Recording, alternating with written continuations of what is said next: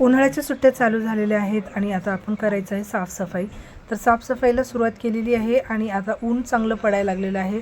बाहेर कडक असं ऊन पडत आहे. त्यासाठी ना सर्वात अगोदर साफसफाई करायची सुरुवात केली तर ते मी कपड्यांपासून. तर जितके कपडे आपले आहेत ना, मुलांचे इतके दिवस वापरलेले, मिस्टरांचे जे आहेत इकडे तिकडे पडलेले, ते सगळे कपडे धुवून छान कडक उन्हामध्ये वाळवून घ्यायचं. मस्त इस्त्री वगैरे करायची, घड्या करून ठेवून द्यायचं. त्यानंतर ब्लँकेट, चादरी, बेडशीट्स, हे सगळे गोधड्या वगैरे, हे मोठे कपडेसुद्धा रोज थोडे थोडे करून मी मशीनला लावून घेते आणि ते छान असं कडक उन्हामध्ये वाळवून छान घड्या करून ठेवून द्यायचे. म्हणजे आपण आता गावीसुद्धा जायचं असतं आणि गावावरून आलं की सगळे कपडे स्वच्छ आणि धुतलेले एकदम उन्हामध्ये सुकून ठेवलेले, मग ते आपल्याला खूप छान वाटतं. आणि अशा पद्धतीने मी सकाळीच आता ही उन्हाळ्याची साफसफाईला मी सुरुवात केलेली आहे. तर आता इथे दुपारच्या जेवणासाठी मी स्वयंपाक तर झालेला आहे. तर आता तोंडी लावण्यासाठी थोडीशी आता कांद्याची भजी करून घ्यायची होते.